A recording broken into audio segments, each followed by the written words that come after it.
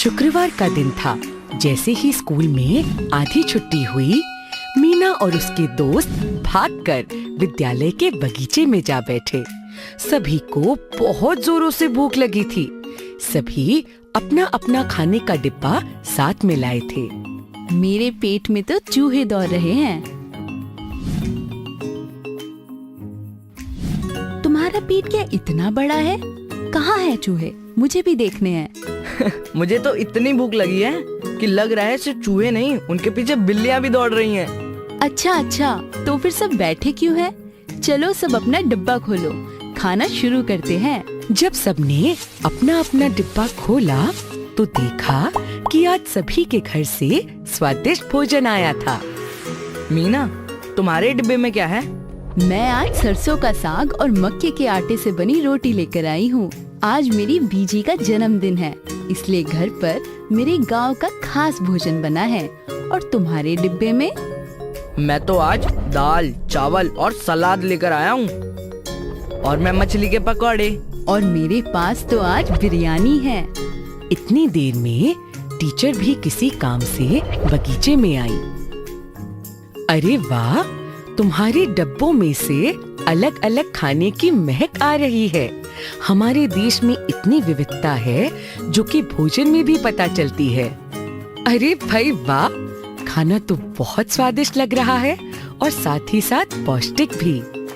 जी हाँ मैडम, हम सभी पौष्टिक खाना लेकर आए हैं। और जैसा कि आपने समझाया था, हमारे खाने में फल, सब्जियां, अनाज सभी शामिल हैं। बहुत अच्छे। हम सभी के लिए संपूर्ण भोजन अथवा संतुलित आहार बहुत जरूरी है। संतुलित आहार क्या होता है मैडम? अमीना, बहुत अच्छा सवाल पूछा। क्या कोई इसका जवाब देना चाहेगा? हाँ, मैं बताता हूँ। संतुलित भोजन मतलब हमारे आहार में हर तरह के स्रोतों से भोजन होना चाहिए, जैसे हरी सब्जियाँ, फल, अनाज और मांस। बहुत अच्छे इब्राहिम। मैडम, पर हमें संतुलित आहार खाना क्यों जरूरी है? मीना, मुझे बताओ, यदि हम बहुत देर तक खाना न खाएं तो कैसा लगता है? मुझे तो बहुत भूख लगती है और खाना ना मिले तो बहुत कमजोरी भी महसूस होती है। भोजन हमारे शरीर की अनेक जरूरतों को पूरा करता है और हमारे भोजन में जो पोषक तत्व होते हैं उन्हीं की वजह से हमें ऊर्जा मिलती है, हमारे शरीर की वृद्धि होती है और यही पोषक तत्व शरीर के विभिन्न अंगों की रक्षा भी करते हैं। विभिन्न प्रकार के भोजन में अलग अलग पोषक तत्व होते हैं। टीचर, क्या इन मछली के पकौड़ों में भी विभिन्न पोषक तत्व है? ये मुझे कैसे पता चलेगा?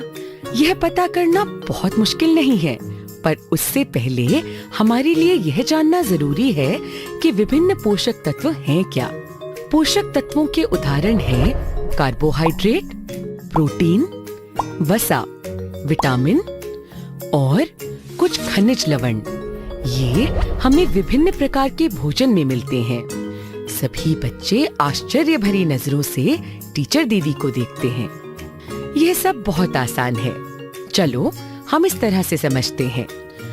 कुछ इस प्रकार के खाद्य पदार्थ होते हैं जिनसे हमें ऊर्जा मिलती है। इन सब खाद्य पदार्थों में कार्बोहाइड्रेट की मात्रा ज्यादा होती है। तो कार्बोहाइड्रेट हुआ ऊर्जा का स्रोत, जैसे गेहूं, चावल, मक्का, गन्ना, बाजरा, आलू इत्यादि।